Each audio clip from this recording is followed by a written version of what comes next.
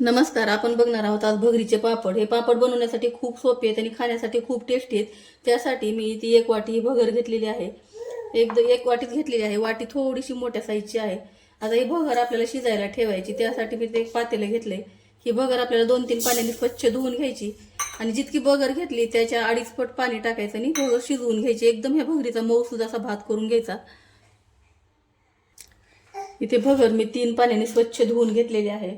आता ज्या वाटीने भगर घेतली त्याच वाटीने मी 2.5 वाटी याच्यात पाणी टाकणार आहे. कारण भगर एकदम छान मऊसूत शिजली पाहिजे. त्यासाठी बरोबर 2.5 वाटी पाणी टाकून ही भगर एकदम छान शिजवून घ्यायची. ती 2 वाटी आणि ही अर्धी वाटी इतकं पाणी टाकणार आहे. एवढं पाण्याचं प्रमाण हे एकदम बरोबर होतं एवढ्या भगरीला. जर कमी पडलं तर वरतून थोडंसं पाणी टाकून घ्यायचं. इथे तुम्ही बघू शकता आपला भात एकदम छान असा शिजून मऊसूत शिजलेला आहे. त्याच्या वाफा पण निघायला लागल्यात. एकदम छान असा शिजलाय, तुम्ही बघू शकताय. आता हा भात आपल्याला गार करायला एका ताटामध्ये घ्यायचा. त्या ताटामध्ये काढून ठेवायचा गार व्हायला. ते तुम्ही बघू शकताय की एकदम छान असा भात शिजलेला आहे आणि पातेल्याला अजिबात करपलेलं पण नाहीये आणि चिटकलं पण नाही. एकदम छान झालेला आहे भात शिजून एकदम मऊसूत शिजलाय. मी इथं 2.5 वाटी पाणी टाकलं होतं, पण थोडंसं मला पाण्याचं प्रमाण कमी वाटलं म्हणून मी परत अर्धी वाटी पाणी यात टाकून घेतलं. तर 1 वाटी भगरीला 3 वाटी पाणी येतं मला लागलेलं आहे.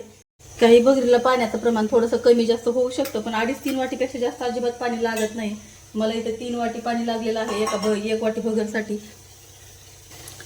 इथे मी मीडियम साईजचे, अगदी छोट्या साईजचे, साईज जास्त मोठे नाही आहेत, असे 4 बटाटे घेतलेले आहेत. उकडून सालं काढून घेतलेले आहेत. हे बटाटे आपल्याला खिसून किंवा एकदम मॅशरने मॅश करून घ्यायचं आहे. हे बटाटे मी या भगरीवरच खिसून घेणार आहे. ही भगर एकीकडे मस्त अशी गार करायला ठेवणार आहे आणि एक साईडने ते बटाटे खिसून घ्यायचे ह्या खिसणीने. कारण खिसणीने खिसून घेतल्यामुळे यामध्ये अजिबात गाठी गुठळ्या राहत नाहीत. किंवा मॅशरने जर तुम्ही मॅश केलं तर त्यामध्ये गाठी आहेत त्या पूर्णपणे फोडून घ्यायच्या, कारण पापड एकसारखा होतो. इथे अशा पद्धतीने मी पूर्ण बटाटा हा खिसून घेतलेला आहे आणि आपली भगर पण आता गार झालेली आहे. आता हे गार झाल्याच्या नंतर मी ते चवीप्रमाणे मीठ टाकून घेणार आहे.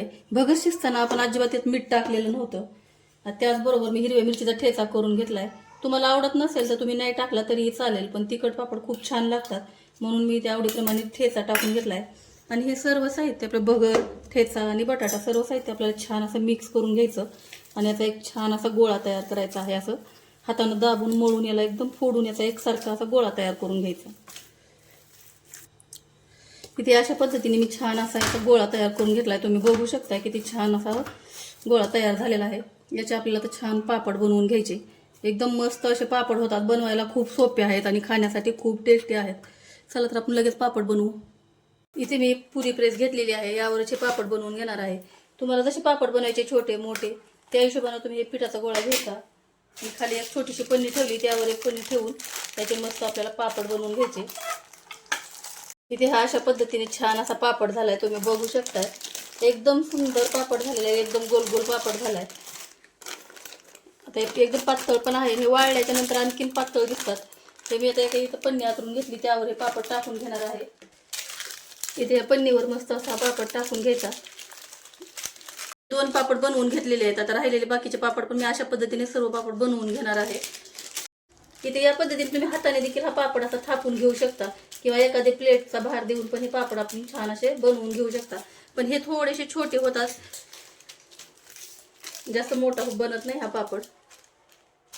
इथे हा हाताने केलेला पापड देखील तुम्ही बघू शकता किती छान असा निघालेला आहे आणि थोडीशी साईजला छोटा आहे. तर मी आता हे मोठ्या साईजचे पापड सगळे बनवून घेणार आहे. तुम्ही अशा दोन्ही पद्धतीने कुठल्याही पद्धतीचा पापड तुम्ही बनवू शकता.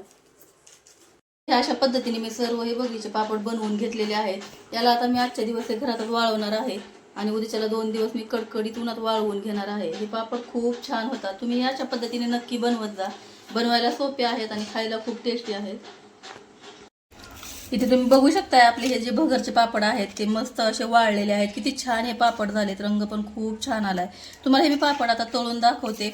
हे खाण्यासाठी खूप टेस्टी लागतात हे पापड. यातले अर्धे पापड तर माझ्या मुलींनी अगोदर संपवून टाकले वाळण्याच्या.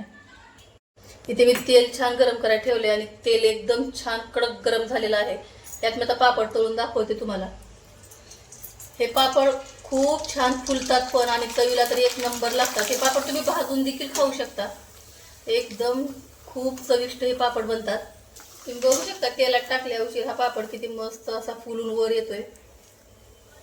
याची चव एक वेळ खाल्ली ना तुम्ही याची चव कधीही विसरणार नाही. सगळ्या प्रकारचे पापड विसराल पण याची चव विसरणार नाही. अशा पद्धतीचे पापड तुम्ही नक्की ट्राय करा. इथे तुम्ही बघू शकता मी पूर्ण पापड 2-4 पापड असे तळून घेतलेले आहेत आणि एकदम पातळ असा खूप चविष्ट हा पापड झालाय. खूप खुसखुशीत हा पापड आहे. खाण्यासाठी तर खूप टेस्टी आहे. याची चव इतकी भारी आहे की सगळे पापड तुम्ही खायचे विसरून जाल. तुम्ही हे अशा पद्धतीचे पापड नक्की ट्राय करा. तुम्हाला जर ही व्हिडिओ आवडली असेल तर व्हिडिओला लाईक करा, शेअर करा. चॅनलवर पहिली वेळ असाल तर चॅनलला सबस्क्राईब करा. व्हिडिओ पाहिल्याबद्दल धन्यवाद. थँक्यू.